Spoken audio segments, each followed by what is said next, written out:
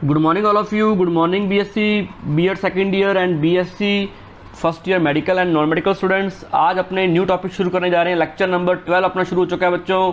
Lecture number 12 शुरू हो चुका है बच्चों। आ जाओ सारे क्लास वाले बच्चों को बोल दो कि आ जाओ।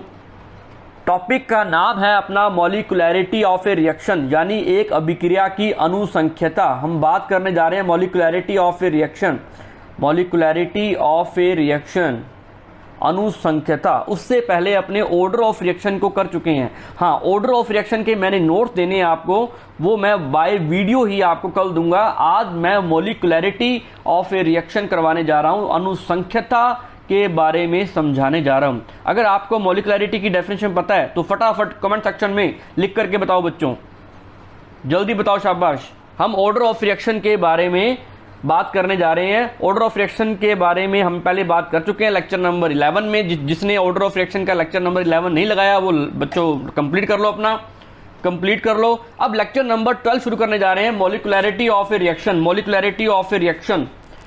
ओके, अनुसंख्यता। बच्चों शाबाश, जल्दी बताओ फटाफट कमेंट सेक्शन में बताओ इसकी क्या होगी, इसकी डेफिनेशन। तब तक बच्चों का वेट करते हैं। ओके, कोई बात नहीं बच्चों, मैं बताता हूं आपको। अब मॉलिक्यूलैरिटी ऑफ रिएक्शन यानी अनुसंख्यता क्या होती है किसी अभिक्रिया की। सिंपल सी बात करते हैं, the number of reacting species, जितने भी रिएक्टिंग स्पीशीज पार्टिसिपेट करती हैं, the number of reacting species.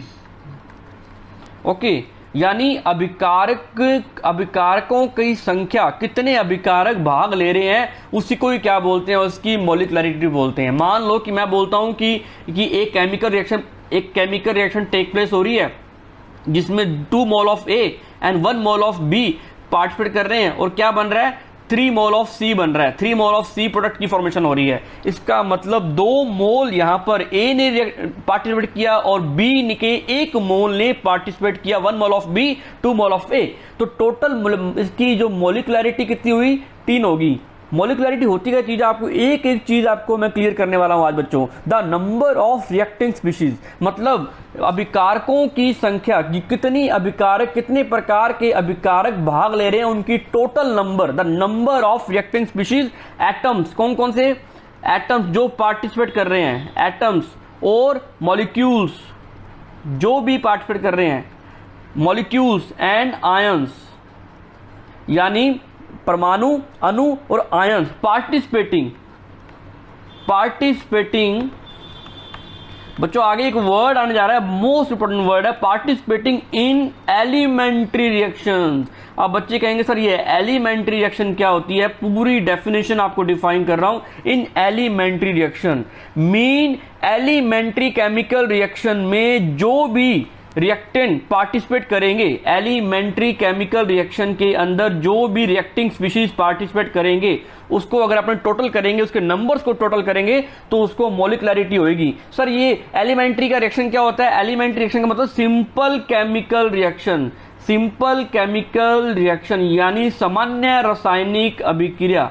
Sir ये सामान्य रासायनिक अभिक्रिया का मतलब क्या है कि which reaction take place only 1 step, ऐसी रिएक्शन, ऐसी केमिकल रिएक्शन जो सिर्फ और सिर्फ 1 स्टेप में कंप्लीट होती है।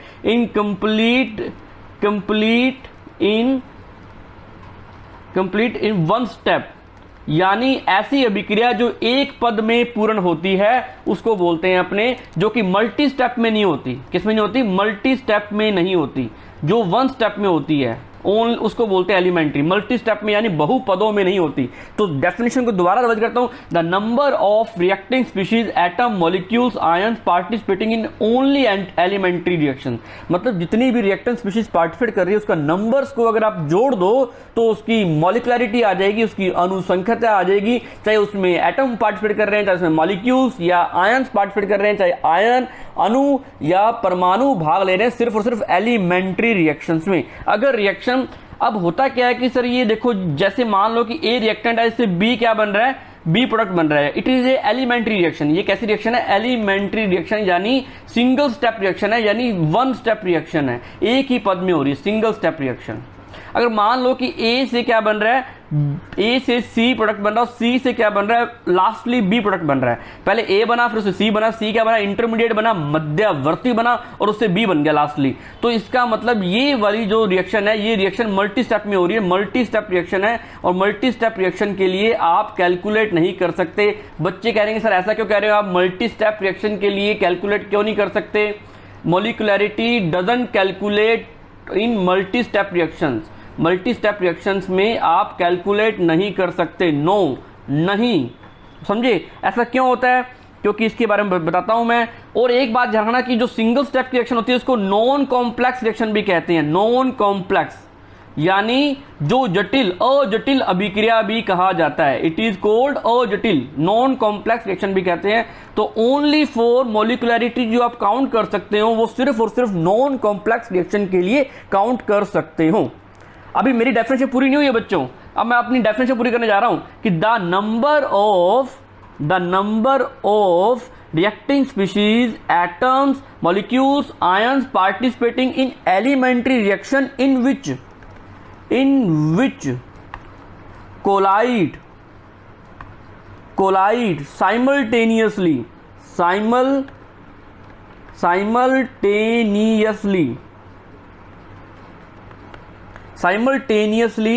simultaneously बच्चों नोट करते हैं साथ साथ, जो भी मैं बातें बताता हूं, जो समझाता हूं ना वो सारी उससे थ्योरी बनती है। मतलब मैं जो आपको एक्सप्लेन करता हूं वही थ्योरी है अपने आप में। तो कोशिश करो कि थ्योरी खुद बनाओ। In which collide simultaneously in is called molecularity. अब जाकर के इसकी डेफिनेशन पूरी हुई है, मोलिकुलैरिटी।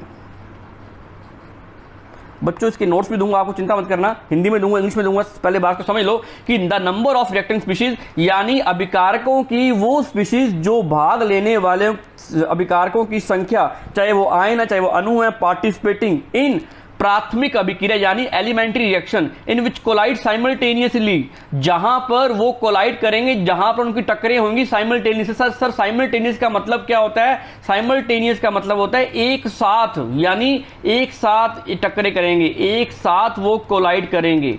साइमल्टेनियस का मतलब ये होता है कि इसका मतलब सर समझाओ कि इस वर्ड कहां से आया, ये जो साइमल्टेनियसली वर्ड कहां से आया बच्चों? ये साइमल्टेनियसली जो वर्ड आया ये आया कोलिजन थ्योरी से। कहां से आया बच्चों?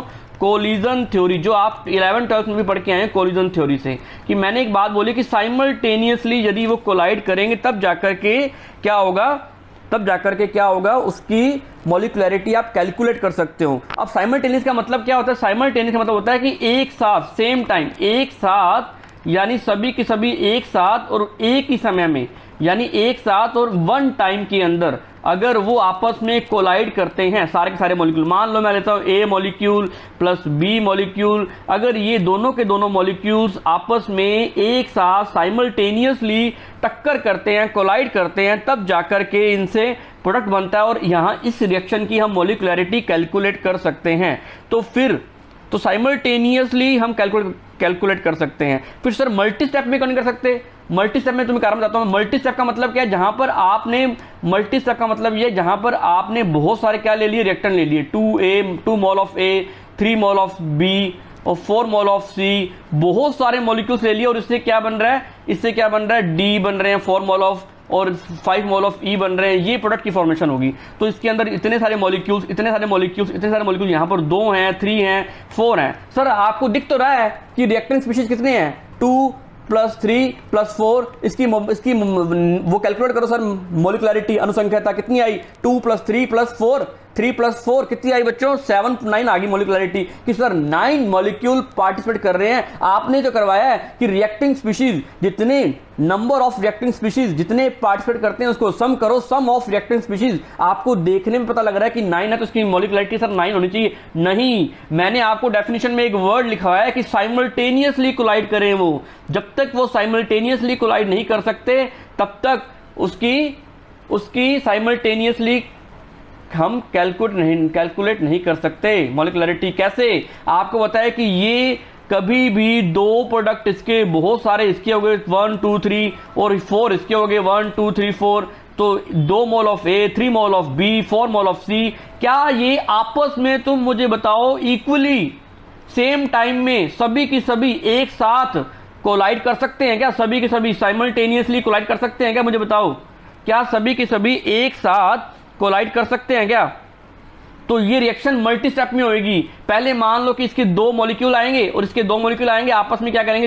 रिएक्शन करेंगे। मान लो इसके दो मॉलिक्यूल आ गए, उसका एक मॉलिक्यूल आ गया, आपस में इन्होंने रिएक्शन की, 3 मॉलिक्यूल बना लिए। फिर 3 मॉलिक्यूल, उसके 2 मॉलिक्यूल ने आपस में रिएक्शन की 5 मॉलिक्यूल बना लिए। फिर उसके 2 मॉलिक्यूल आए, उसके 2 मॉलिक्यूल आए, उन्होंने 4 मॉलिक्यूल बना लिए। तो ये रिएक्शन जो होती है 1 स्टेप, 2 स्टेप, 3 स्टेप, मतलब मल्टी स्टेप में रिएक्शन होती है। तो मल्टी स्टेप के लिए मॉलिक्युलरिटी आप नहीं निकाल सकते। क्यों नहीं निकाल सकते? क्योंकि हम यहां पर साइमल्टेनियसली कोलाइड नहीं करा सकते बच्चों, समझे बात को। जब तक हम साइमल्टेनियसली कोलाइड नहीं करा सकते सभी को एक साथ, तब तक हम कैलकुलेट नहीं कर सकते। साइमल्टेनियसली कोलिजन पॉसिबल नहीं होता। किसके लिए? मल्टी स्टेप रिएक्शन के लिए, समझे बात को। अब मैं सिंपल सी बात तुम्हें बताता हूं कि एक साथ क्या हुआ कि एक बार क्या हुआ कि एक कार के अंदर एक कोई भी पर्सन है, वो ड्राइव कर रहा है और अपने घर जा रहा है, कहीं भी जा रहा है ना। मान लो वो यहाँ से गंगानगर से कहाँ जा रहा है? वो दिल्ली जा रहा है। तो दिल्ली गया तो उसको कोई दिक्कत नहीं है, क्योंकि उसको टाइम कम लगेगा। टाइम का मैं एक एग्जांपल देता हूँ, उसको टाइम बहुत कम लगेगा, क्योंकि वो अकेला है और अकेला वो फटाफट पहुंचने की कोशिश करेगा। मान लो एक उसका फ्रेंड आ गया साथ में, एग्जांपल ले रहे हैं, उसका एक फ्रेंड आ गया, तो फ्रेंड और वो एक पर्सन दोनों मिल गए। अब वो कार को ड्राइव कर रहे हैं दोनों मिलकर के। तो टाइम बताओ कहाँ लगेगा? टाइम ज्यादा लगेगा या कम लगेगा? तो दोनों फ्रेंड्स हैं, आपस में बातें भी होंगी, तो आपस में वो एंजॉय भी करेंगे। तो इसका मतलब वो वहाँ टाइम ज़्यादा लगने वाला है अगर 2 पर्सन हो गए। अगर वो 3 पर्सन हो गए, 3 फ्रेंड्स एक साथ जा रहे हैं, तो 3 फ्रेंड्स एक साथ हो गए, इसका मतलब बहुत टाइम लगने वाला है जर्नी के अंदर, है ना। तो 3 फ्रेंड्स मिलकर के जर्नी कर रहे हैं, मतलब टाइम बहुत ज़्यादा लगेगा, क्योंकि साइमल्टेनियसली ये एक साथ नहीं पहुँच सकते, मतलब एक साथ एक समय में इनको प्रॉब्लम आएगी बच्चों। तो सिंपल सी मैं एक बात तुम्हें समझाने की कोशिश कर रहा हूं बच्चों कि इतने सारे मॉलिक्यूल्स हैं, ये साइमल्टेनियसली आपस में कोलाइड नहीं करते, डजंट कोलाइड, जिसके कारण क्या होता है कि आप उसकी मॉलिक्युलरिटी नहीं निकाल सकते। और ये वाली रिएक्शन जो होती है ये कॉम्प्लेक्स रिएक्शन होती है। कॉम्प्लेक्स का मतलब क्या होता है? जटिल अभिक्रिया। जटिल अभिक्रिया मतलब क्या होता है? जो मल्टी स्टेप में होती है, बहुपदों में अभिक्रिया होती है, और बहुपदों के अभिक्रिया के लिए आप मॉलिक्युलरिटी कैलकुलेट नहीं कर सकते, समझे बात को। अगर कैलकुलेट करनी है तो उसका भी तरीका बताऊंगा कैसे कर सकते हैं, लेकिन थियोरेटिकली आप कैलकुलेट नहीं कर सकते। आप देख करके नहीं बता सकते इसकी मॉलिक्युलरिटी ये होनी चाहिए, क्योंकि हमें नहीं पता कि सारे के सारे मॉलिक्यूल साइमल्टेनियसली कोलिजन कर रहे हैं नहीं कर रहे हैं। तो साइमल्टेनियसली कोलिजन पॉसिबल नहीं होता। मैं आपको सिंपल सा एक एग्जांपल देता हूं। एक मॉलिक्यूल है और ये एक मॉलिक्यूल पार्टिसिपेट कर रहा है एज ए रिएक्टेंट। एक मॉलिक्यूल एज ए रिएक्टेंट कर रहा है पार्टिसिपेट। ये मॉलिक्यूल ने क्या बनाया? इसका मतलब जब एक मॉलिक्यूल पार्टिसिपेट करता है रिएक्शन के मतलब रिएक्शन में, इसका मतलब उसका क्या हो रहा है बच्चों? डिकम्पोजिशन हो रहा है बच्चों। क्या हो रहा है? डिकम्पोजिशन हो रहा है, यानी उसका विघटन हो रहा है, डिकम्पोज। तो क्या इसे जरूरत है? बताओ बच्चों, एक ही मॉलिक्यूल पार्टिसिपेट कर रहा है, तो एक मॉलिक्यूल का मतलब होता है ये यूनिमॉलिक्यूलर यानी एका अणुक अभिक्रिया है। ये कैसी अभिक्रिया? इसकी मॉलिक्युलरिटी क्या आएगी? 1, यानी यूनिमॉलिक्यूलर ये रिएक्शन है, यानी एका अणुक अभिक्रिया है। तो क्या यहां पर ये बताओ कि पॉसिबिलिटी क्या है यहां पर बच्चों? यहां पर कोलिजन एक बंदा है और एक बंदा बहुत जल्दी पहुंच जाएगा, तो ये इसकी जो पॉसिबिलिटी है वो मैक्सिमम होगी रिएक्शन होने की, समझे बात को। इससे अब किसी की जरूरत नहीं है।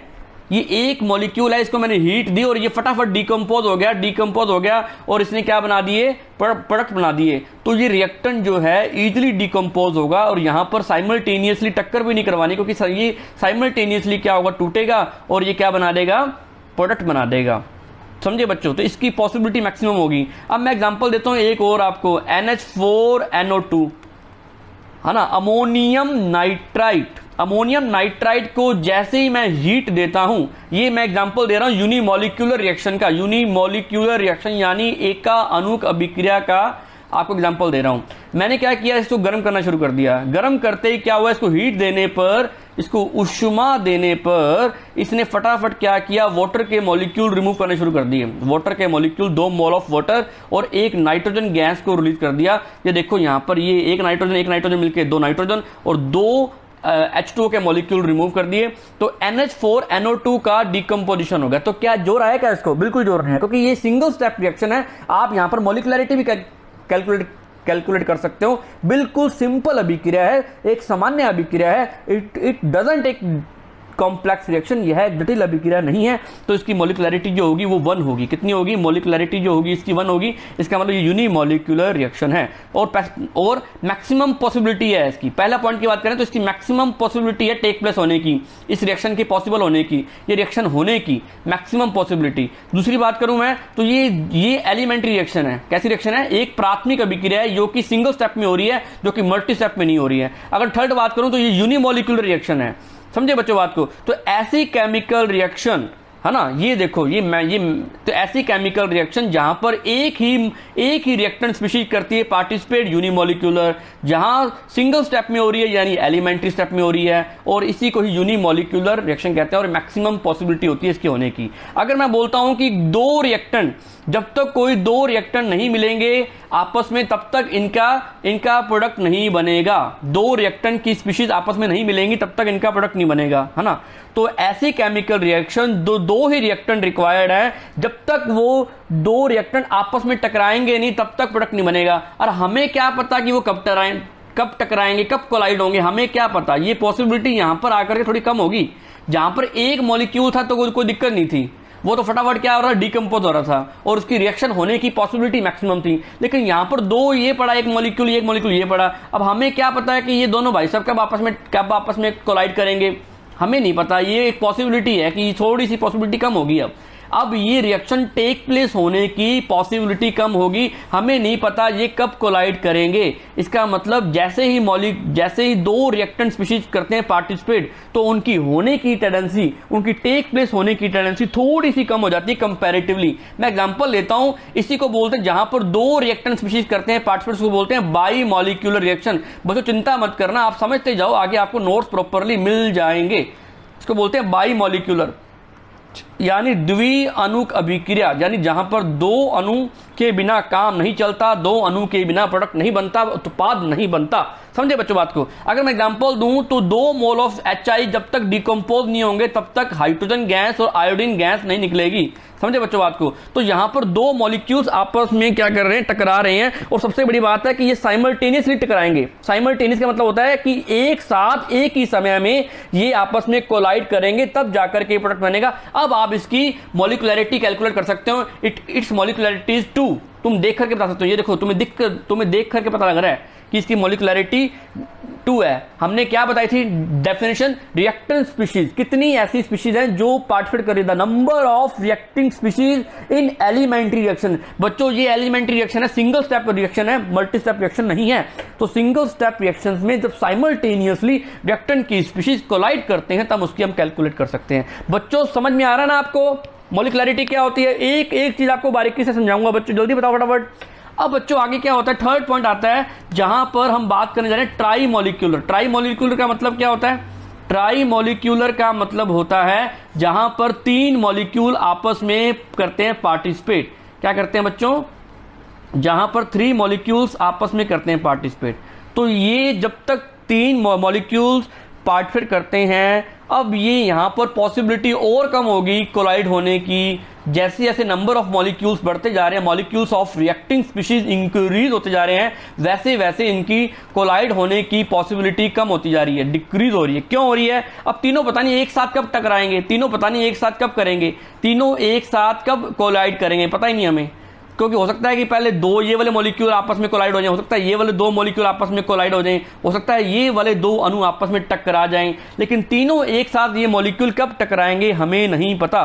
तो इसका मतलब इसकी पॉसिबिलिटी बहुत कम होगी। तीनों एक साथ एक ही समय में, है ना, एक ही समय में साइमल्टेनियसली कब कोलाइड करेंगे हमें नहीं पता। तो इस रिएक्शन की होने की पॉसिबिलिटी कंपैरेटिवली यूनिमॉलिक्यूलर, बाईमॉलिक्यूलर यानी एकाअणुक द्विअणुक से बहुत कम होगी। तो त्रिअणुक अभिक्रिया जो होती है इसकी होने की परिवर्ती जो होती है बहुत कम होती है। समझे बच्चों बात को, है ना।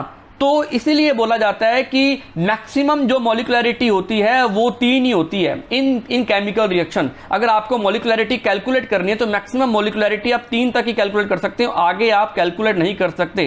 क्यों नहीं कर सकते? क्योंकि हमें पता है कि ज्यादा मॉलिक्यूल्स होने पर साइमल्टेनियसली आप कैलकुलेट नहीं करवा सकते। 3 या 3 से कम, बस 3 से ज्यादा मॉलिक्युलरिटी नहीं होगी। ग्रेटर देन 3 मॉलिक्युलरिटी नहीं होगी, 3 लेस देन 3 होगी, लेस देन 3, बच्चों आपको सिंपल सिंपल सी बातें मैं समझाते जा रहा हूं, तो ये बात कर रहे हैं। अगर मान लो कि मैं मॉलिक्यूल्स ज़्यादा ले रहा हूं, मैं 3A molecule of 2 mole of B और 5 मोल ऑफ C, तो बच्चों मुझे कमेंट सेक्शन में बताओ, क्या आप इसकी मॉलिक्युलरिटी कैलकुलेट कर सकते हो? क्या आप इस रिएक्शन की मॉलिक्युलरिटी कैलकुलेट कर सकते हो? बच्चे बोल रहे हैं नहीं। क्यों नहीं कर सकते? बताओ बच्चों, जल्दी बोलो, जल्दी बोलो, शाबाश। ये इसकी आप मॉलिक्युलरिटी कैलकुलेट क्यों नहीं कर सकते बच्चों? शाबाश बताओ जल्दी, शाबाश। आप इसकी मॉलिक्युलरिटी कैलकुलेट क्यों नहीं कर सकते? जल्दी जल्दी। हाँ, क्योंकि सर ये 3 मोल ऑफ A 3 मोल और 2 मोल ऑफ B 2 और 5 मोल ऑफ C 1 2 3 4 5, हमें नहीं पता कि ये सारे के सारे साइमल्टेनियसली कब कोलाइड करेंगे, कब टकराएंगे, तो एक साथ कभी नहीं टकरा सकते। इसीलिए इनकी टेंडेंसी बहुत कम है क्या आपस में कोलाइड करने की, वो भी साइमल्टेनियसली। तो इसकी we can't calculate molecularity of this type of reaction. This type of reaction is known as complex reaction. इसको जटिल अभिक्रिया कहा जाता है, जो कि काफी मल्टीपल स्टेप्स में कंप्लीट होती है, काफी विभिन्न पदों में पूर्ण होती है। इसीलिए बोलते हैं 3 से ज्यादा मॉलिक्यूल होने पर साइमल्टेनियसली एक साथ आप कोलाइड नहीं करवा सकते। 3 से ज्यादा होने पर एक साथ कोलाइड नहीं करवा सकते, इसलिए इसकी मॉलिक्युलरिटी आप कैलकुलेट नहीं कर सकते। तो मैक्सिमम या मिनिमम मॉलिक्युलरिटी 3 ही होगी, या लेस देन 3 होगी, बस ज्यादा लेस देन 3, बस इतनी ही मॉलिक्युलरिटी हो सकती है। आप ज्यादा मॉलिक्युलरिटी को कैलकुलेट नहीं कर सकते। आपको क्या लगता है बच्चों, एक बात बताओ, क्या मॉलिक्युलरिटी 0 हो सकती है? क्या मॉलिक्युलरिटी 0 हो सकती है? क्या बताओ बच्चों, क्या लगता है आपको? मॉलिक्युलरिटी 0 हो सकती है? डजंट 0 का मतलब क्या है? इसका मतलब आप कोई भी रिएक्टेंट, हमने मॉलिक्युलरिटी की डेफिनेशन पढ़ी, जो number of participating reacting species in simultaneously in reaction, in elementary reaction, प्राथमिक अभिक्रिया में भाग लेने वाले अभिकारकों की संख्या को हम अनुसंख्यता कहते हैं। 0 का मतलब आप कह रहे हो सर वो भाग ही नहीं ले रहे, वो पार्टिसिपेट कर ही नहीं रहे हैं, तो ऐसा होता है कभी? ऐसा होता है क्या बच्चों कि जहां पर मॉलिक्युलरिटी 0 हो जाए, मतलब रिएक्टिंग स्पीशीज जो है, रिएक्टिंग स्पीशीज यानी अभिकारक की जो स्पीशीज है वो पार्टिसिपेट ही नहीं कर रही। तो जब पार्टिसिपेट ही नहीं कर रही, 0 का मतलब जब पार्टिसिपेट ही नहीं कर रही, तो प्रोडक्ट क्या बनेगा? प्रोडक्ट तो बनेगा ही नहीं। इसका मतलब कभी भी मॉलिक्युलरिटी 0 नहीं हो सकती। मॉलिक्युलरिटी कैन नॉट बी 0। 0 मीन, अगर तुमसे पूछे कि 0 क्यों नहीं हो सकती सर, 0 का मतलब क्या? 0 का मतलब वहां पर रिएक्टेंट स्पीशीज पार्टिसिपेट ही नहीं कर रही। तुमसे कोई एग्जामिनर पूछ लेना, कोई भी टीचर, कि मॉलिक्युलरिटी कांट बी 0 क्यों नहीं हो सकती? बताओ बच्चों, तो आप बोलोगे सर इसका मतलब रिएक्टेंट स्पीशीज पार्टिसिपेट ही नहीं कर रही है। अगर मैं सेकंड पॉइंट की बात करूं, तो मॉलिक्युलरिटी का एक्चुअल में लेना देना नंबर ऑफ रिएक्टेंट से है ना? एक्चुअल में जो लेना देना है वो नंबर ऑफ रिएक्टेंट से। किससे है? नंबर ऑफ रिएक्टेंट से। जितने ज्यादा नंबर ऑफ रिएक्टेंट होंगे उस हिसाब से हम उसकी मॉलिक्युलरिटी निकाल सकते हैं, जो कि हम थ्योरेटिकली निकाल सकते हैं बच्चों। आपको देखना है कि एक मॉलिक्यूल ऑफ ए भाग ले रहा है, ए 2 मोल ऑफ सी पार्ट कर रहे हैं, तो इससे क्या बन रहा है? डी बन रहा है। तो इसकी मॉलिक्युलरिटी कितनी है? 2 + 1 3 मॉलिक्युलरिटी है। आप मैक्सिमम 3 मॉलिक्युलरिटी आप बता सकते हो, है ना? तो हम थ्योरेटिकली इसको कैलकुलेट कर सकते हो, डिफाइन कर सकते हो। ओनली फॉर एलिमेंट्री रिएक्शन, पहले बोल रहा हूं, ओनली फॉर एलिमेंट्री रिएक्शन। तो एक थर्ड पॉइंट ये आता है कि डजंट नेगेटिव, ये कभी भी नेगेटिव नहीं होगी। इसकी वैल्यू कभी भी आपको फ्रैक्शन में नहीं मिलेगी। फ्रैक्शन का मतलब क्या होता है? 1.5 2.5 यानी 1.5 मोल 2.5 मोल कर रहे हैं पार्टिसिपेट, ये कभी नहीं होगा, कभी नेगेटिव नहीं होगी, ये 0 कभी नहीं होगी। समझे बात को? It can not be 0, it can not be fraction, it can not be negative. सारे पॉइंट लिखते जाओ बच्चों, ये सारी बातें हम बताने जा रहे हैं। तो molecularity of defined for elementary reaction, तो मॉलिक्युलरिटी की सारी बातें अगर ध्यान दें तो मॉलिक्युलरिटी जो है वो सिर्फ और सिर्फ एलिमेंट्री रिएक्शन के लिए हम निकाल सकते हैं। पहली बात, एलिमेंट्री रिएक्शन मतलब प्राथमिक अभिक्रिया के लिए। अगर हम दूसरी बात करें तो साइमल्टेनियसली कोलाइड ही जहां होगा वहीं आप मॉलिक्युलरिटी को कैलकुलेट कर सकते हो। जहां पर एक साथ टक्करें होंगी वहां ही आप कैलकुलेट कर सकते हो। तीसरा पॉइंट, मॉलिक्यूल्स 3 से ज्यादा ना हो, 3 से ज्यादा कभी ना हो। अगर 3 से ज्यादा होंगे तो उनकी साइमल्टेनियसली टक्करें नहीं होंगी, तो वहां पर प्रोबेबिलिटी ऑफ मॉलिक्युलरिटी कैलकुलेट करना बहुत पॉसिबल नहीं होगा बच्चों, पॉसिबल ही नहीं होगा। तो fourth point, it it can not be negative, it can not be zero, इसकी वैल्यू जीरो नहीं हो सकती, it can not be fraction यानी इसकी वैल्यू भिन्नात्मक नहीं हो सकती। इसका मतलब आप किसी केमिकल रिएक्शन को, इसकी सबसे खास बात क्या है, सबसे खास बात क्या है इसकी, सबसे इंपॉर्टेंट बात क्या है, आप कोई भी केमिकल रिएक्शन को देख करके उसकी मोलिकुलरिटी बता सकते हैं, मोलिकुलरिटी आप कैलकुलेट कर सकते हैं। इसका मतलब मोलिकुलरिटी कैसी वैल्यू है, मोलिकुलरिटी एक प्रकार की थियोरेटिकल वैल्यू जिसको आप देख कर बता सकते हो, लेकिन सिर्फ और सिर्फ मैक्सिमम लिमिट क्या है, 3 नंबर ऑफ मॉलिक्यूल सी आप निकाल सकते हो। कितने atom, ion, element participate chemical reaction में कर रहे हैं, उसी को अगर आप सम करते हैं तो साइमल्टेनियसली कोलाइड करते हैं तो उसकी आप मॉलिकुलरिटी कैलकुलेट कर सकते हो बच्चों। लेकिन केमिकल रिएक्शन देख करके एक बात और है, क्या आप बच्चों मुझे बताओ कमेंट सेक्शन में, क्या केमिकल रिएक्शन देख करके, उसकी केमिकल रिएक्शन को देख करके उसका ऑर्डर ऑफ रिएक्शन बता सकते हो क्या, ऑर्डर ऑफ रिएक्शन बता सकते हो क्या बच्चों? आप नहीं बता सकते, क्योंकि ऑर्डर ऑफ रिएक्शन को सिर्फ बताने के लिए हमें एक्सपेरिमेंट करना पड़ेगा। क्या करना पड़ेगा? एक्सपेरिमेंट करना पड़ेगा। जबकि मॉलिकुलरिटी को आप थ्योरेटिकली बता सकते हो, क्योंकि वो थ्योरेटिकल वैल्यू है, उसको आप देख करके बता सकते हो, it is A theoretical value, उसको आप थ्योरेटिकली बता सकते हो। मैं आपको सामने कुछ एग्जांपल देता हूं बच्चों आपको, ये देखो अपने इसकी मॉलिकुलरिटी को कैलकुलेट करेंगे। मुझे आप बताओ फटाफट इसकी मॉलिकुलरिटी क्या होगी। अगर मैं इसकी मॉलिकुलरिटी काउंट करूं तो 2 मोल ऑफ नाइट्रिक एसिड और nitric oxide and 1 mole of O2 कर रहे हैं पार्टिसिपेट, इससे क्या बन रहा है, 2 मोल ऑफ NO2 बन रहा है ना। तो इसमें टोटल कितनी रिएक्टिंग स्पीशीज कर रहे हैं पार्टिसिपेट, चेक करो सर, 2 मोल और 1 मोल, तो 2 + 1, और ये चेक करो कि क्या ये रिएक्शन एलिमेंट्री है, हाँ जी एलिमेंट्री है, और तीनों के तीनों मॉलिक्यूल साइमल्टेनियसली क्या कर रहे हैं, कोलाइड कर रहे हैं, जिसकी पॉसिबिलिटी बहुत कम है, लेकिन इसकी आप निकाल सकते हो। 2 + 1 कितनी आ गई, इसकी मॉलिकुलरिटी 3 आ गई, तो इट्स रिएक्शन मॉलिकुलरिटी 3 है ना। इसका लेना देना जो है वो रिएक्टेंट की स्पीशीज से है, तो मैं बोलूं ऑर्डर ऑफ रिएक्शन बताओ इसके लिए क्या होगी बच्चों, 2NO2 2NO2 बताओ इसका ऑर्डर ऑफ रिएक्शन क्या होगा। अगर मैं इसका ऑर्डर ऑफ रिएक्शन कैलकुलेट करूं तो rate is equal to, rate law के एक्सप्रेशन में लिखूं इसको, rate is equal to K and its concentration of nitric oxide and its power and concentration of O2 its power. अब इसकी value बताओ, आपको बताया था कि मैंने इसकी पावर के क्या होता है, डायरेक्टली प्रोपोर्शनल होता है रेट ऑफ रिएक्शन, तो ये होता है रेट लॉ। मैंने रेट लॉ की फॉर्म में इस रिएक्शन को लिखा, मैंने जहां पर मैंने रिएक्टिंग स्पीशीज की कंसंट्रेशन लिखा और x क्या लगा दी, मैंने पावर लगा दी, y पावर लगा दी। x और y क्या वेरिएबल्स है, मुझे नहीं पता इसकी वैल्यू क्या है, तो x और y की वैल्यू आप कैसे कैलकुलेट करोगे बच्चों? क्या आप देख करके बता सकते हो इसको? क्या आप इसको देख करके कैलकुलेट कर सकते हो बच्चों? नहीं कर सकते, ये इट इज एक्सपेरिमेंटल वैल्यू।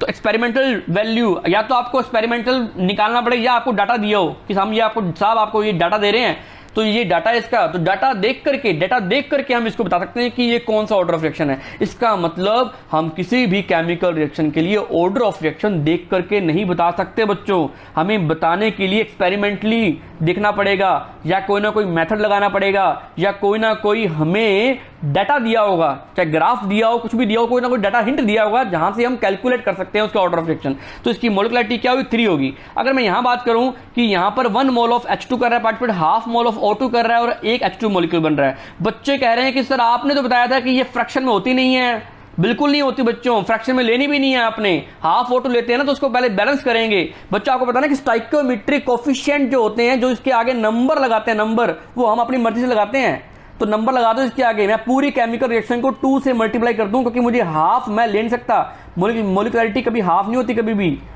है ना, मॉलिकुलरिटी कभी हाफ नहीं होती, तो इसे मैं 2 से मल्टीप्लाई कर दूंगा, 2 से मल्टीप्लाई कर दूंगा, 2 से 2 कट गया, 1 mole of O2, 2 mole of H2, और H2O की फॉर्मेशन होती है ना, 2H2O की फॉर्मेशन होती है, तो मॉलिकुलरिटी क्या आई निकल के 2 + 1 3 आ गई मॉलिकुलरिटी इसके लिए। समझे बच्चों बात को? तो मॉलिकुलरिटी कभी भी फ्रैक्शन में नहीं होगी, फ्रैक्शन में है तो उसको मल्टीप्लाई कर दो, जिससे उसका फ्रैक्शन खत्म हो जाए, उसका भिन्न खत्म हो जाए, है ना।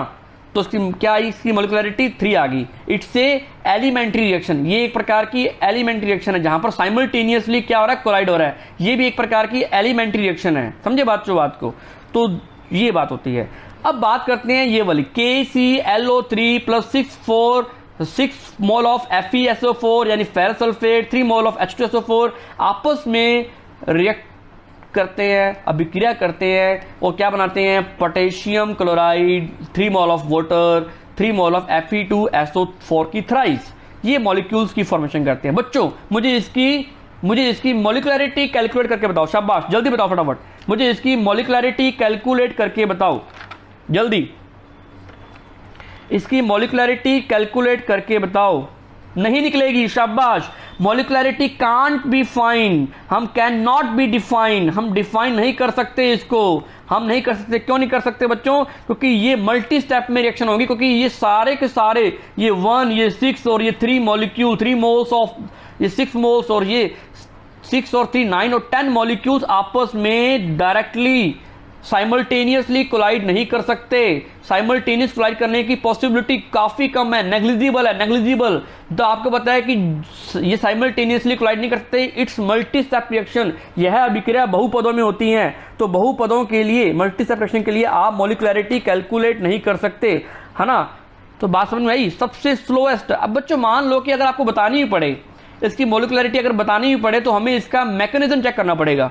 हम इसका क्रियाविधि चेक करेंगे, इसका मैकेनिज्म क्या है। और मैकेनिज्म में सबसे जो स्लो स्टेप होगा, जो सबसे स्लो स्टेप होगा ना, जो सबसे स्लो स्टेप होगा, मतलब हम देख तो एक्सपेरिमेंट ले रहे हैं ना, हम थ्योरेटिकल तो नहीं बता पा रहे ना कि देख करके, है ना। जो सबसे स्लो स्टेप होगा ना उस रिएक्शन का, जिसको बोलते हैं रेट डिटरमाइन स्टेप। आपने पढ़ा होगा ऑर्गेनिक केमिस्ट्री में वेग निर्धारक पद, रेट डिटरमाइन स्टेप। सबसे स्लोएस्ट स्टेप की जो मॉलिक्युलरिटी होगी, जो रिएक्टिंग स्पीशीज करेंगे पार्टिसिपेट उस स्टेप में, उसको बोलेंगे इसकी ऑर्डर, इसका मॉलिक्युलरिटी ऑफ रिएक्शन। समझे बच्चों बात को? अगर मान लो इस केमिकल रिएक्शन के लिए आपको मॉलिक्युलरिटी कैलकुलेट करनी पड़ भी जाए, पहली बात तो कैलकुलेट नहीं कर सकते हम, सीधे सीधे इसकी मॉलिक्युलरिटी नहीं बता सकते, हमें बताना देख करके। सीधे सीधे इसकी मॉलिक्युलरिटी नहीं बता सकते, क्योंकि ये साइमल्टेनियसली आपस में कोलाइड नहीं करते हैं। मेन रीजन ये है बच्चों, है ना। तो हम कैलकुलेट नहीं कर सकते, ये कारण है। तो अगर आपको बताने भी पड़ जाए तो सबसे पहले आपको इसका मैकेनिज्म देखना पड़ेगा, यानी क्रियाविधि देखनी पड़ेगी। क्रियाविधि में देखो कि कितने स्टेप हो रहे हैं। ये मल्टी स्टेप रिएक्शन है। मल्टी स्टेप रिएक्शन में ऐसा कौन सा स्टेप जो है स्लो स्टेप है, और स्लो स्टेप में जो उसकी मॉलिक्युलरिटी होगी वो उसकी मॉलिक्युलरिटी ऑफ रिएक्शन होगी, जो कि हम एक्सपेरिमेंटली दे सकते हैं। इसलिए मतलब हमें तो थ्योरेटिकल तो हम इसके बात को बता ही नहीं सकते। समझे बच्चों बात को? और इसका ऑर्डर ऑफ रिएक्शन निकालना हो तो आपको एक्सपेरिमेंट करना पड़ेगा, या आपको डाटा दिया हो। अब यहां बात करें क्या होगी बच्चों, 2 मोल ऑफ FeCl3 SnCl2 आपस में कर रहे हैं कोलाइड, और ये बना रहे हैं 2 mole of FeCl2 and SnCl4। क्या बनेगी इसकी बताओ बच्चों? शाबाश। इसकी मॉलिक्युलरिटी क्या होगी? आपको आती है, जल्दी बताओ फटाफट। और इसकी बताओ 2 मोल ऑफ H2O डिकम्पोज होकर के, जल्दी बताओ इसकी क्या बनेगी, जल्दी बताओ। शाबाश बेटा बच्चों, इसकी मॉलिक्युलरिटी क्या होगी? जल्दी बताओ बच्चों। शाबाश शाबाश शाबाश, जल्दी बताओ। ये H2O2 लगा देना बच्चों, मैंने लगाना भूल गया था यहाँ पर। तो हाइड्रोजन पेरोक्साइड के 2 मोल अगर डिकम्पोज हो रहे हैं, तो ये बना रहे हैं और ये बना रहे हैं, तो जल्दी बताओ इसकी क्या होगी बच्चों। हाँ बच्चे बोल रहे हैं सर इसकी 3 होगी और इसकी 2 होगी। शाबाश, ये समझ में आई बच्चों बात मॉलिक्युलरिटी। तो मॉलिक्युलरिटी की सबसे मेन बात आपको फोकस करनी है। क्या बात फोकस करनी है आपको? The number of reacting species, यानी अभिकारक की स्पीशीज की संख्या जो भाग ले रही है as a atoms, as a परमाणु, as a molecules, as a ions molecules, atoms participating in elementary reaction in which collide simultaneously is called molecularity। ऐसी डेफिनेशन आपको किसी भी बुक में नहीं मिलेगी। तो एक एक वर्ड को समझाया है मैंने। एलिमेंट्री मतलब सिंगल स्टेप में, है ना। Incomplete in one step, multi step की आप कैलकुलेट नहीं कर सकते। ये होती है मॉलिक्युलरिटी। अब आपको समझ में आ गया। मैंने आपको यूनिमोलिक्यूलर, आपको मैंने ट्राई मॉलिक्यूलर, बाई मॉलिक्यूलर बता दी। ट्राई मॉलिक्यूलर से ऊपर होती नहीं है बच्चों। और आपको ये बता दिया कि इसकी वैल्यू फ्रैक्शन में नहीं होगी, इसकी वैल्यू नेगेटिव में नहीं होगी, है ना, इसकी वैल्यू 0 भी नहीं होगी। ये सारी बातें आपको मैं बता चुका हूं, है ना। इसको सारी बातों को नोट करना। मॉलिक्युलरिटी ऑफ रिएक्शन इज थ्योरेटिकल। अभिक्रिया की आणविकता एक सैद्धांतिक मान है, बिल्कुल सैद्धांतिक मान है, हम देख करके बता सकते हैं। The value of molecularity can be only natural number. ये ओनली इन नेचुरल नंबर होगी। नेचुरल नंबर मतलब है 1 2 3, मतलब -1 नहीं होगा, -2 नहीं होगा, -3 नहीं होगा, यानी हाफ नहीं होगी, ये नहीं होगी, 0 नहीं होगी। ओनली नेचुरल नंबर, प्राकृत संख्याएं होंगी 1 2 3 4 5 6 7 8। This is only implement on primary reaction, not applicable on complex reaction. ये बता चुका हूं मैं कि ये सारी की सारी हम नोट पढ़ रहे हैं बच्चों, उसको थ्योरेटिकली पढ़ रहे हैं, हम नोट देखने जा रहे हैं। आणविकता केवल प्राथमिक अभिक्रियाओं के लिए लागू होती है, जटिल अभिक्रियाओं के लिए नहीं। क्यों? आप यहां पर कारण क्या जाओगे, क्योंकि साइमल्टेनियसली कोलाइड नहीं करवा सकते आप। लो बच्चों, अब आपके नोट्स आपके सामने आ चुके हैं, आपको नोट्स बनाने हैं अपने अपने तरीके से, जैसे मैंने आपको पहले समझाया उसको भी साथ में ले लेना, और जो जैसे नोट्स मैंने डाले हैं उसको भी साथ में ले लेना। बच्चों मैं जो समझाता हूं वो नोट्स से थोड़ा सा अलग होते हैं, जो समझाया हुआ चीजें याद रहती हैं आपको। लो बच्चों फटाफट नोट्स बनाओ। The number of reacting species, atoms, molecules और ions which collide simultaneously in the elementary step to bring about a chemical reaction is defined as molecularity of reaction. समझ आइए बच्चों बात, जहां पर साइमल्टेनियसली कोलाइड होगा, जहां पर साइमल्टेनियसली कोलाइड होगा और एलिमेंट्री वो रिएक्शन होगी, वहां पर नंबर ऑफ रिएक्टिंग स्पीशीज को कैलकुलेट कर लो, उसकी मॉलिक्युलरिटी आ जाएगी। Molecularity of a reaction is always in whole number. Whole number मतलब होता है 1 2 3, यानी नेचुरल नंबर 4। ये नेगेटिव वैल्यू नहीं होगी, इसकी नेगेटिव वैल्यू नहीं होगी, इसकी वैल्यू फ्रैक्शन में नहीं होगी, ये मतलब है इसका। When the reaction involves decomposition of a single species, है ना, when the reaction involves decomposition single species it will B unimolecular reaction. अगर सिंगल स्पीशीज पार्टिसिपेट कर रही है रिएक्टेंट में तो उसको बोलेंगे यूनिमॉलिक्यूलर, यानी एका अणु अभिक्रिया। एग्जांपल लेते हैं, डिकम्पोजिशन ऑफ हाइड्रोजन पेरोक्साइड। ये एग्जांपल मैं पहले करवा भी चुका हूं आपको कि हाइड्रोजन पेरोक्साइड में, बच्चों पीछे मैं एग्जांपल गलत करवा गया आपको एक ना, ये आप ये हटा दो, चलो कोई बात नहीं, आप ले भी सकते हैं, कोई दिक्कत वाली बात नहीं है, आप कर भी सकते हो इसको, लेकिन अगर इसको हटा दो तो भी ये मॉलिक्यूल बन जाएगा। अगर हम बात करें, ये देखो कोई दिक्कत नहीं, वो सही है बच्चों। एग्जांपल अब मैंने वहाँ 2 मोल ऑफ H2O2 लिए, यहाँ मैं ले रहा हूँ 1 मोल ले रहा हूँ, वहाँ मैंने 2 लिए हैं, वो तो अपने पे डिपेंड करता है बच्चों, कोई दिक्कत नहीं है। अगर 2 ले लो तो कोई दिक्कत नहीं है, 3 ले लो तो भी कोई दिक्कत नहीं है, हमें तो उसकी मॉलिक्युलरिटी कैलकुलेट करनी है। मैं यहाँ पर 1 मोल ऑफ H2O2 को क्या कर रहा हूँ, डिकम्पोज कर रहा हूँ। ये रिएक्शन की होने की पॉसिबिलिटी मैक्सिमम, क्योंकि यहाँ पर साइमल्टेनियसली कोलाइड भी आवश्यकता नहीं पड़ी, क्योंकि एक मॉलिक्यूल को मैं हीट देकर के डिकम्पोज कर रहा हूँ, तो एक मॉलिक्यूल आराम से डिकम्पोज होगा, इसकी मॉलिक्युलरिटी आ जाएगी 1, क्योंकि यहाँ पर 1 मॉलिक्यूल सिंगल स्टेप रिएक्शन में, एलिमेंट्री रिएक्शन में पार्टिसिपेट कर रहा है, साइमल्टेनियसली पार्टिसिपेट कर रहा है, साइमल्टेनियसली कर रहा है, तो इसका यूनिमॉलिक्यूलर यानी एका अणु अभिक्रिया है। Similarly when the reactant involves collision between 2 species, अगर हमें 2 स्पीशीज रिक्वायर्ड है, it will B by molecular. बच्चों वो जो मैंने पीछे एग्जांपल कराया वो सारे एग्जांपल सही हैं, ये भी एग्जांपल सही है। हम जितने मॉलिक्यूल्स रिएक्टेंट स्पीशीज में लेते हैं वही उसकी मॉलिक्युलरिटी होती है बच्चों, है ना, लेकिन वो सिंगल स्टेप में होनी चाहिए। When the reaction involves collision between 2 species it will be bimolecular. If 3 species it take parts in the collision it is called trimolecular और टेट्रामॉलिक्यूलर रिएक्शन। यानी अगर 3 मॉलिक्यूल लेते हैं तो ट्राइमॉलिक्यूलर, 2 लेते हैं तो बाइमॉलिक्यूलर, 1 लेते हैं यूनिमॉलिक्यूलर। एग्जांपल देते हैं, जो dissociation of hydrogen iodide in H2 और at I2 इज बाइमॉलिक्यूलर रिएक्शन। कैसे पता लगा, ये मैं एग्जांपल आपको पहले करवा चुका हूं। अगर 2 मोल ऑफ HI यानी हाइड्रोजन आयोडाइड जो कि गैसीय फॉर्म में है, आप इसका डिकम्पोजिशन करते हो तो ये 2 मोल से H2 और I2 बनता है, और ये एक प्रकार की सिंगल स्टेप रिएक्शन है। सिंगल स्टेप का मतलब एक पद में होने वाली अभिक्रिया है, और साइमल्टेनियसली 2 मोल कोलाइड कर रहे हैं, साइमल्टेनियसली 2 मोल कोलाइड कर रहे हैं आपस में HI के, और HI के कोलाइड करके डिकम्पोज होकर के क्या बना रहे हैं बच्चों, ये बना रहे हैं हाइड्रोजन गैस और आयोडीन गैस बना रहे हैं। समझे बच्चों बात को, तो ये एक प्रकार का क्या है, बाई मॉलिक्यूलर रिएक्शन यानी द्वि अणुक अभिक्रिया है।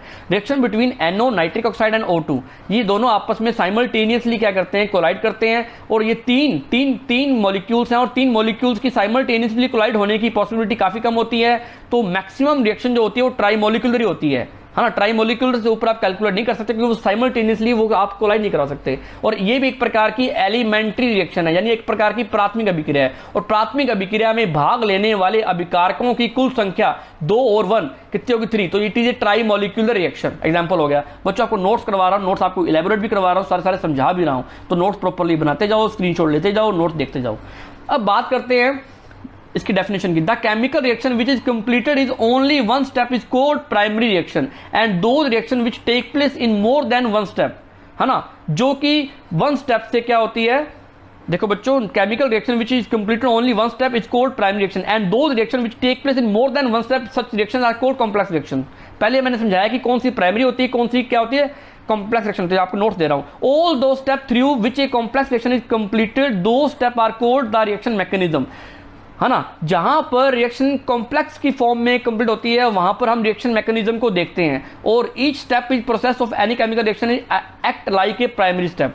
और जितनी भी कॉम्प्लेक्स रिएक्शंस होती हैं उसके सारे के सारे स्टेप जो होते हैं वो प्राइमरी स्टेप की तरह बिहेव करते हैं। रासायनिक अभिक्रिया जो केवल एक पद में पूर्ण रूप से संपन्न होती है ऐसी अभिक्रिया को बोलते हैं प्राथमिक अभिक्रिया। वे अभिक्रिया जो एक से अधिक पदों में संपन्न होती है उसको बोलते हैं, उस अभिक्रिया को जटिल अभिक्रिया कहा जाता है। और ये सभी पद जटिल अभिक्रियाओं के सभी पद जिनसे होकर के जटिल अभिक्रिया पूर्ण होती है उन सभी पदों को प्राथमिक, उन सभी पदों को अभिक्रिया की क्रियाविधि और किसी भी रासायनिक अभिक्रिया की क्रियाविधि पद में प्रत्येक पद को प्राथमिक पद की तरह कार्य करता है। समझे बच्चों बात को? ये बात समझ में आई आपको?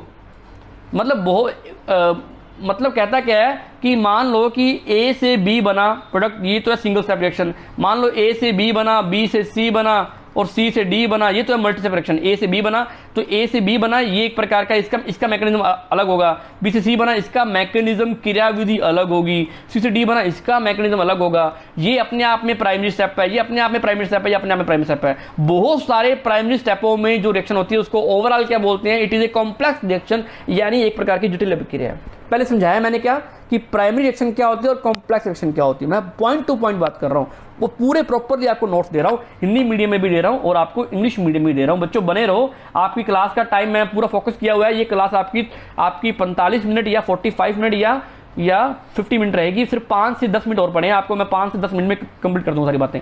द एटम्स और मॉलिक्यूल्स और ion reactants participate in any primary chemical reaction the simultaneously collide and move together or complete the reaction forming one or number of atoms, molecules, ions, reactant is called molecularity of reaction। किसी भी प्राथमिक अभिक्रिया में भाग लेने वाले क्रिया कारक के परमाणु, अणु या आयन जो एक साथ, यहां पर वर्ड ऐड करना ना साइमल्टेनियसली, मैंने लिखा नहीं साइमल्टेनियसली एक साथ संघट करके टक्कर करके अभिक्रिया को आगे बढ़ाते हैं, पूर्ण करते हैं। क्रिया कारक के इस परमाणु आयन की संख्या को ही अभिक्रिया की आणविकता कहते हैं। समझो बच्चे बात को? इसी को क्या बोलते हैं अपने? उसकी मॉलिक्युलरिटी बोलते हैं। ऑन द अदर वर्ड्स, अगर अपने दूसरे वर्ड्स में देखें तो minimum number of atoms, molecules, ions, reactant required to carry out the reaction whose value is equal to sum of reactant stoichiometric coefficient। ये कहता है जो उसका stoichiometric coefficient ले रहे हो ना उसको जोड़ दो, उसको सम कर दो, वो ऑफ दैट केमिकल रिएक्शन जो कि प्राइमरी केमिकल रिएक्शन, जो कि primary the number of called molecularity, अर्थात क्रिया कारक के न्यूनतम परमाणु आयन की संख्या जो अभिक्रिया को संपन्न करने के लिए आवश्यक होती है,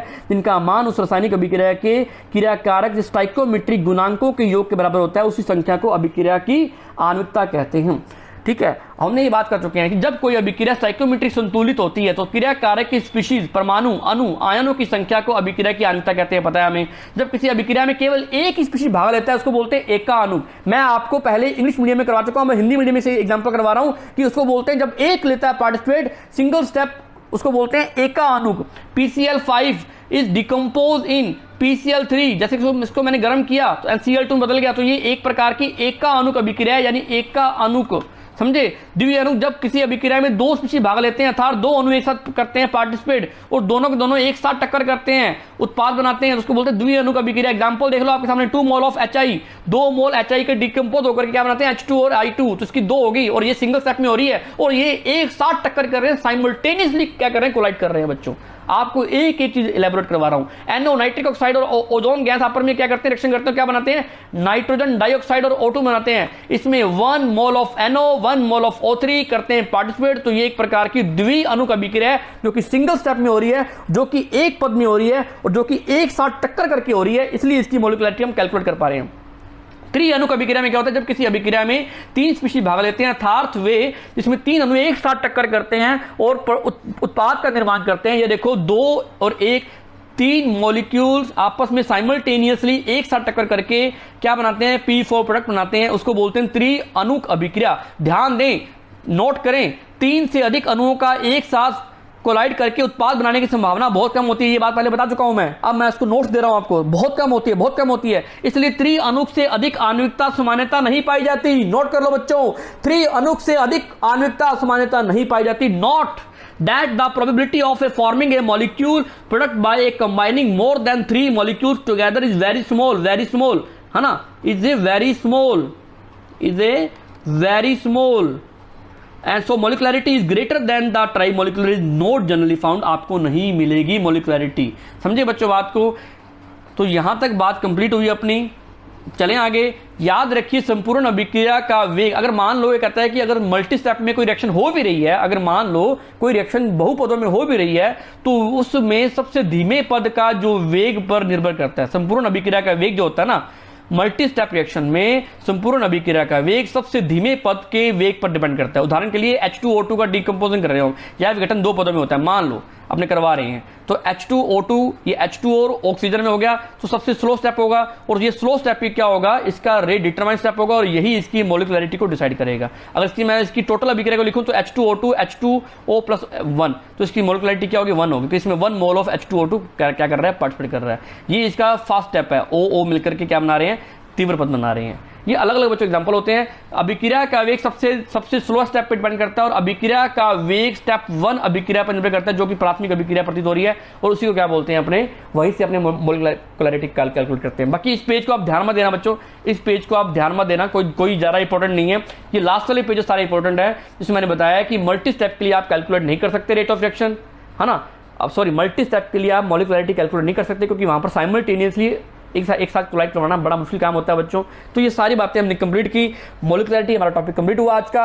मिलते हैं फिर कल बच्चों, कल आपको प्रॉपर्ली मैं नोट्स समझाऊंगा। ये देखो आगे वाला टॉपिक मैंने पूरे नोट्स मैंने बना रखे हैं, आपको मैं कल दूंगा ये वाले नोट्स सारे, और आपको कल समझाऊंगा बच्चों। ओके बच्चों, बाय बच्चों, मिलते हैं फिर। कोई डाउट हो तो मुझसे पूछ सकते हो जल्दी फटाफट। थैंक यू बच्चों, मिलते हैं कल फिर, बाय बच्चों।